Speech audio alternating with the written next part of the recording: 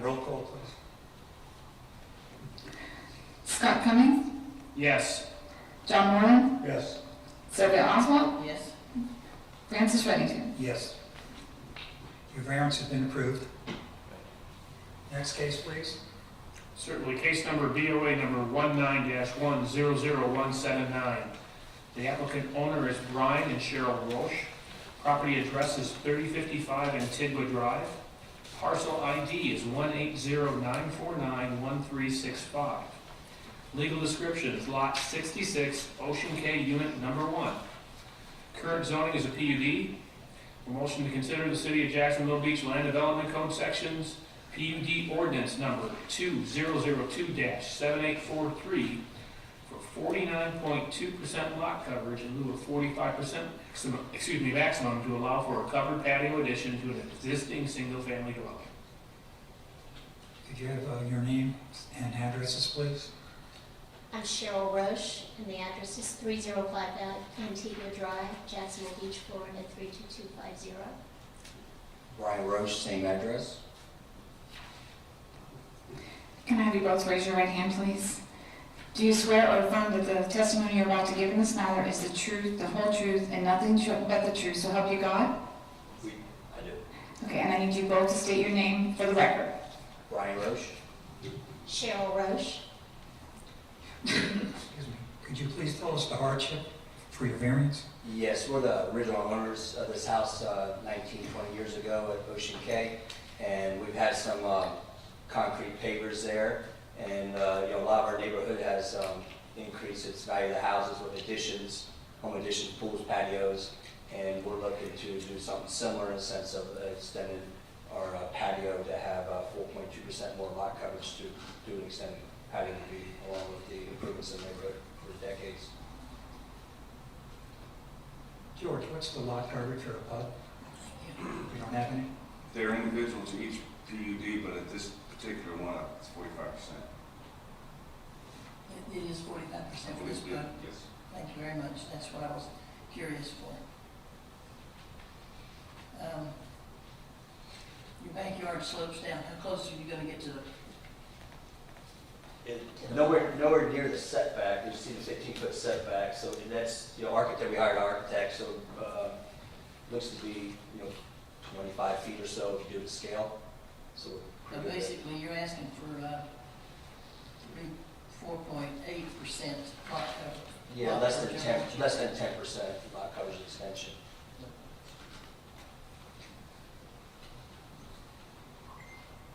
Trying to make the home look, the patio look like an addition, but instead of putting air conditioning, it'll be an outdoor lanai It's extension. a covered patio. Is it closed in?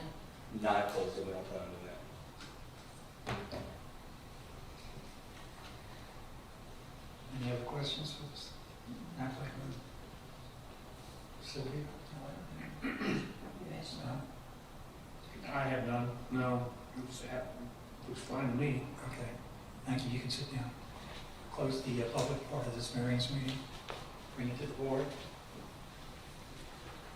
Any questions or? Well, you asked mine because I did not know what a bud percentage was. And I'm glad that you did because I was going to. So he's only asking That's for why I'm 3.8% or 4.8% over what he's got right now. Right. And And it's under 50% total, so. nobody came from the neighborhood or anything, so to me, I see no reason why to turn this down. You don't have any cards on this, so. No, got nothing. Nothing. I just might add to the board that prior to permitting this addition, we will require and receive an approval from the HOA. Oh, Yeah, okay. So Yeah. that's a requirement. That's right, the club, they have to be HOAs. Thank you, George. Thank you. Thank you George. for that, George. We have a motion? Will we approve DOA 19-100179 as written and discussed? Second. We have a roll call, please? John Moran, Yes. Sylvia Oswald, Yes. Scott Cummings, Yes. Francis Reddington. Yes. Call the next case, please. Certainly. Case number BOA 19-100180. The applicant owner is Jeffrey Shank, Agent is Earl Johnson. Property address of 509 15th Avenue North. Parcel ID is 174822-0000. Legal description is Lot 6, Block 5, Surf Park. Current zoning is an RS1. The motion to consider is the City of Jacksonville Beach Land Development Code Sections 34-336E1C2 for an easterly side yard of 7 feet in lieu of 10 feet minimum to rectify an existing nonconformity to allow for substantial improvements to an existing single-family dwelling. Name and address, please. Frederick Dake, 1334 Pinewood Road, Jacksonville Beach. I am the agent.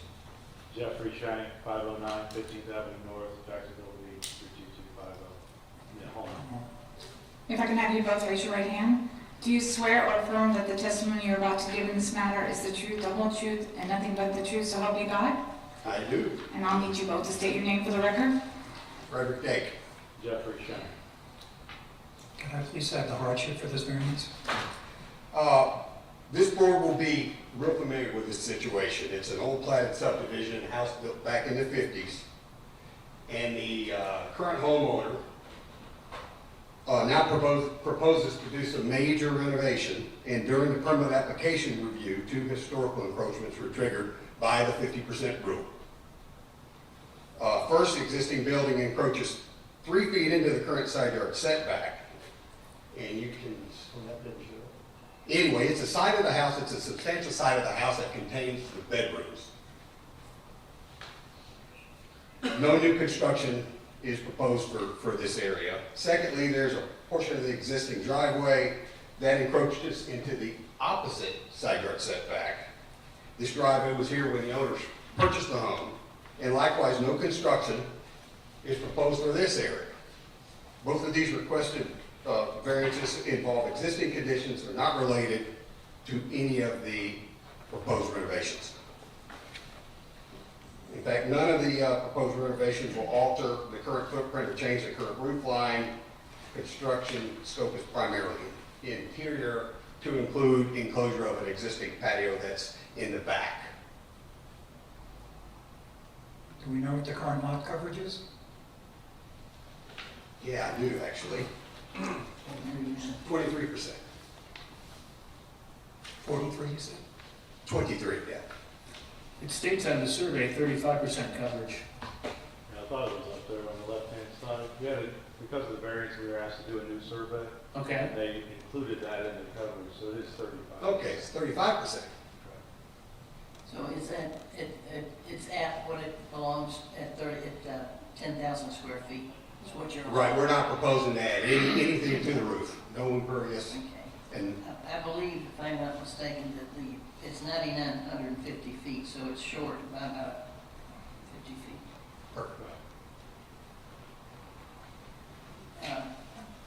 On the west side, it looks like you've got 9.6 foot side yard and a 7.1 on the east side.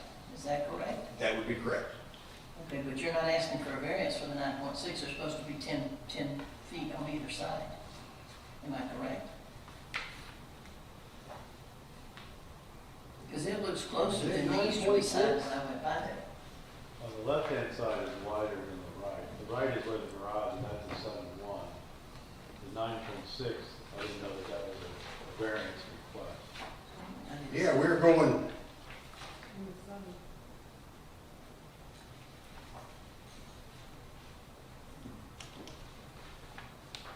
do we not need to request a variance on that side? The only thing we have is for the is for 7 Yeah, feet. 7 feet in lieu of 10 on the easterly side. That's all that's requested. Yeah, that's all that's requested. That was all that was asked. Yeah.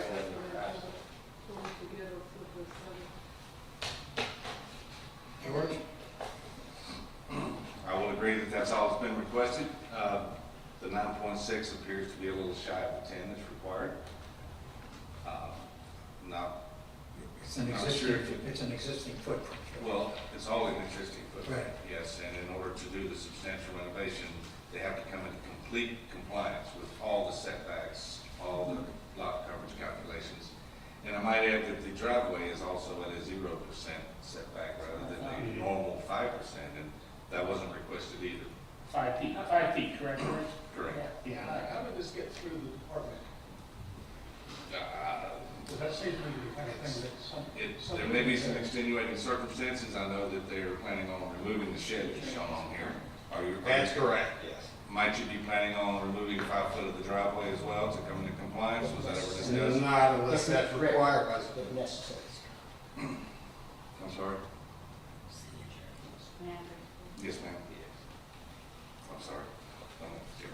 No, you do it. Denise Mag with Mark Gray.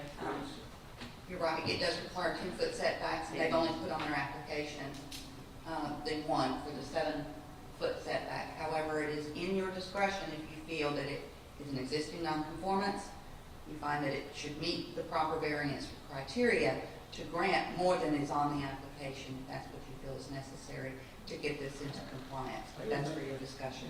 We have been told all along that we could do less, but we could never do more than they asked for. That's not the law. That was but, what we have been told. As I said, you're looking at the application as a whole right now, and you're looking at what is needed to grant a variance and whether or not it meets the variance criteria. That's your only discussion.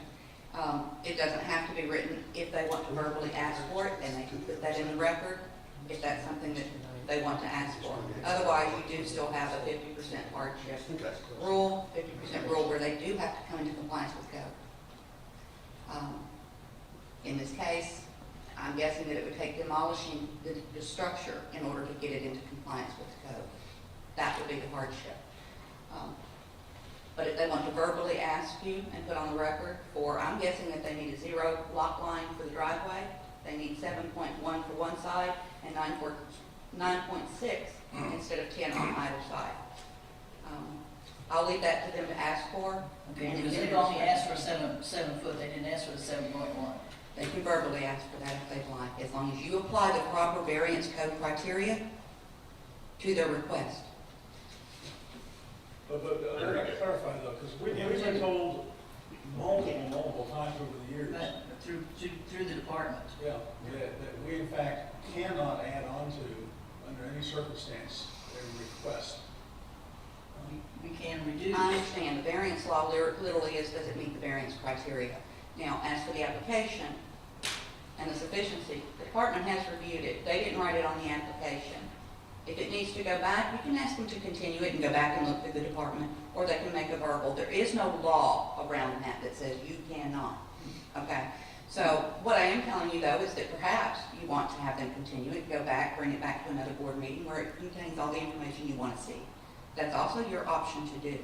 But the only law you have to apply is the law of variance. What are the criteria, the conditions, and does it meet a variance? Is there a hardship? Does it meet the law for that? Because the law is, like I said, land development code, this is a variation from your law. Does it meet the criteria to do that? It may be in their best interest to go get this squared away. And that's something you can ask them to do, or you can ask them to verbally do it. There's nothing that says you absolutely can't. But if you prefer it go back and come back before you, that's also in your discretion. But why might it be in their best interest to come back and modify the proposal and bring it back before us? If you want everything in front of them and relooked at by the department to make sure that they get all the variances that they need. This shouldn't- Because if you deny them, then they've got a bigger issue. Should the department have rejected this as far as the variance requirements are concerned? It's hard for me to say what was looked at and what wasn't, and things do get missed. You know, we're all very imperfect. Because the pavement is right up against the property line, it appears. It appears that way. And that requires, I think, a 5 foot setback. For driveway. And that's quite a bit, you know, right up against somebody's Yes, property line. yes, ma'am. And speaking for the department, there are sometimes extenuating circumstances, like you can see the shed is back there, and it would appear that they would need a variance for that, but sometimes there are situations. Yeah, sometimes they got that It's not extra, written, they'll it's put not an extra. considered written on the agenda, so, yeah. It may be in their best interest to go and get this squared out with the department and get a continuance from this board. But I leave that in your discretion and theirs. So I'll have to ask for that, and you'll have to grant it if you choose. So they have to decide what they're gonna add to the request, if anything. If we decline, if we deny, we deny the variance, then they have to decide what it is, they've got to go back and come back to the board. Sylvia, I do believe that they Actually- can call for a continuance and ask for another meeting on this. We don't have to vote on this. Yeah. Oh, okay. And it may be in their best interest, I would not tell the applicant what to do, but it may be in their best interest to go back and ask for a continuance with no vote tonight. That's my read too.